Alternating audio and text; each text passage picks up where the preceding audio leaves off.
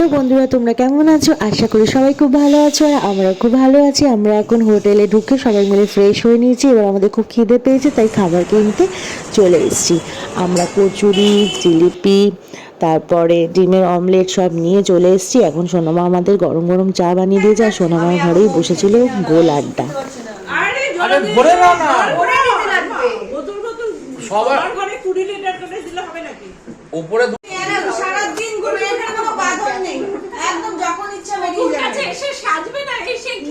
যখন ইচ্ছা বেরিয়ে যাবেন। উনি তো নীলাতেই পছন্দ। ওটা তুমি ইয়েতে যাবেন তো লিঙ্গরাজ। হ্যাঁ আপনাকে সব কটায় বেরোবি।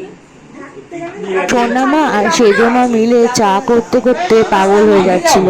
কারোর চিনি দেওয়া চা, কারোর দুধ চা, কারোর লিকার চা, কারোর চিনি ছাড়া চা। একে একে সবাইকে মুখের সামনে চা দিচ্ছিল আর চায়ের সাথে ছিল বিস্কুট আর ছিল আমাদের দারুণ আড্ডা।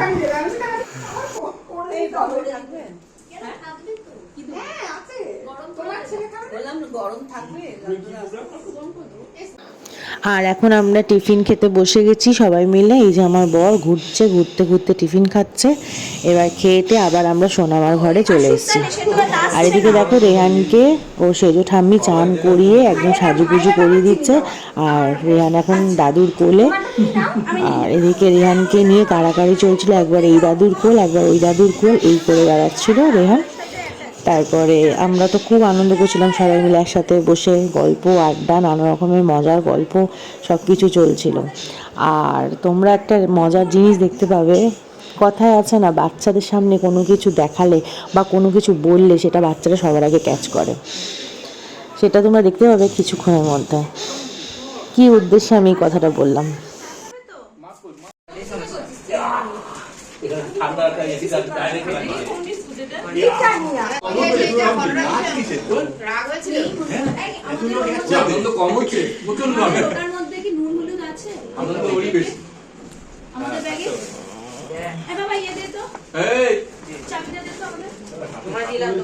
আর রেহান এখন পিসি ঠাম্মির কোলে উঠে গেছে। পিসি ঠাম্মির সাথে একটু বেশি বন্ধুত্ব, কারণ পিসি ঠাম্মি ওকে যেটাই বলে সেটার উদ্দেশ্যেই ও হাসতে থাকে।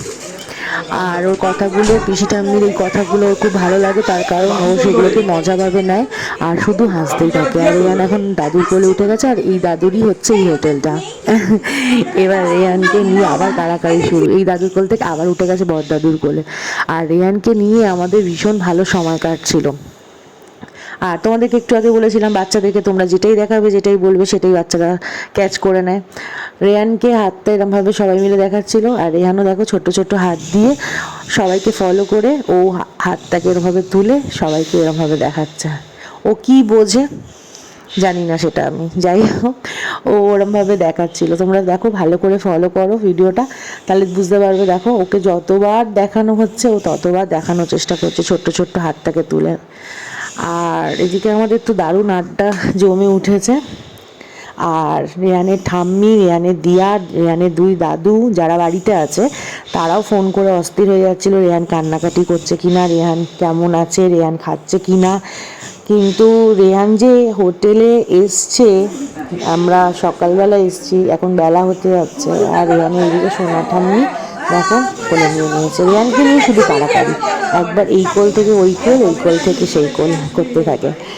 যাই হোক, আর যেটা বলছিলাম, সকাল থেকে এখন বেলা পেরিয়ে গেছে, রেহান কিন্তু একটুও কাঁদেনি এখনো অবধি, কিন্তু কেউ বুঝতে পারেনি হোটেলে একটা ছোটো বাচ্চা এসছে। আর এদিকে আমি রেহানকে নিয়ে রুমে চলে এসেছিলাম চান টান করে ফ্রেশ হয়ে। আর রেহানকে নিয়ে আমি একটু রিলস বানানোর চেষ্টা করছিলাম, রেহানকে একটু গান শোনাচ্ছিলাম।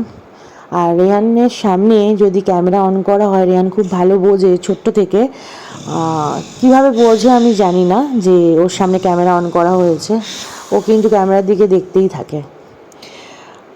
আর এদিকে আমাদের আবার খিদে পেয়ে গেছে। আমাদের দুপুরবেলা রান্না করেছিল আমাদের একটা আন্টি, আর সবাই মিলেই হেল্প করেছিল। যাই হোক, সবাই মিলে রান্না করা হয়েছিল। আর এই একটা ঘর ফাঁকা ছিল, এই ঘরটার মধ্যে আমরা সবাই মিলে একসাথে বসে খাচ্ছিলাম। দুপুরবেলার মেনু ছিল ভাত, ডাল, আলু ভাজা, আলু পোস্ত, একটা মিক্স ভেজ, আর ছিল কাতলা মাছ, চাটনি, পাঁপড়। আর যেহেতু সবাই মিলে আর আমি দেখো থালা নিয়ে বসে গেছি, যেহেতু সবাই মিলে ট্রেন জার্নি করে এসেছি তাই জন্য হালকা রান্না করা হয়েছিল। আর সবাই এখন খেতে বসে গেছি। আর সবাই মিলে এরমভাবে খাবার কিন্তু মজাই আলাদা, তাই না? খাওয়া দাওয়া হয়ে গেছে, এবার ওর সোনামা ওকে নিয়ে সোনামার রুমে চলে এসছে। আমিও এসেছিলাম একটু আড্ডা মারবো বলে, ওকে ঘুম পাড়ানোর চেষ্টা করছিল ওর সোনামা, কিন্তু রেহান তো ছোট দাদু ছাড়া কারোর কাছে ঘুমায় না, তোমরা সেটা জানো, ওকে ঘুম পাড়াতে পারেনি। তোমার স্লিপ করার লোক এখন একটু খাচ্ছে।